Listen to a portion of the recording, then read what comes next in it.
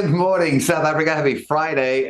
Here's a major crash scene in KZN with a really big backlog of traffic as well. So if you're driving today between Empangeni, Richards Bay and Durban, that crash in there on your route is between Ging and Mandini, just before you get to Tugela River.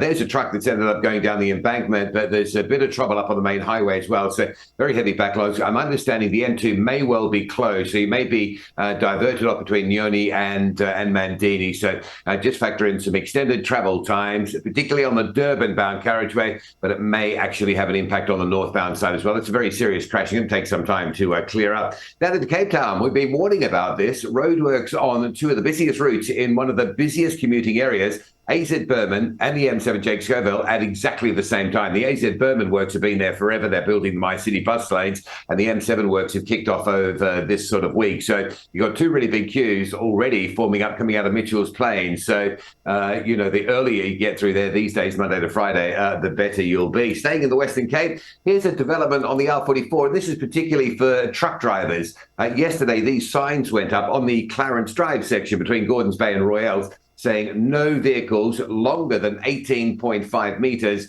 are allowed over Clarence Drive. So if you're driving a big rig and you want to get from Gordons Bay around to Betty's Bay, Pringle Bay, Claymont, you're going to have to go over Sir Lowry's Pass. That R44 route, which is still very much being repaired after the major storm from Heritage Day last year, is just not really sort of friendly to those trucks. They come around those bends, those single lane sections, they sort of get wedged there. So no more big trucks on Clarence Drive. That'll be welcome news for the motorists. I can tell you they've been stuck behind those trucks. And what we like to do on a Friday is give you an idea of where we're going with the price of fuel as we move through one month into the other. It's pretty wild this month. The oil is moving all over the place. Currently about $79 a barrel. At the beginning of the month, it was down as low as 73. So pretty big upswings. We're still going to get some relief at the pumps as we get into November, but it's minor compared to what we've been enjoying just recently. And of course, that's not the done deal. That's just a sort of early indication of the way things are going as we head up towards the fuel change date. That'll happen first Wednesday of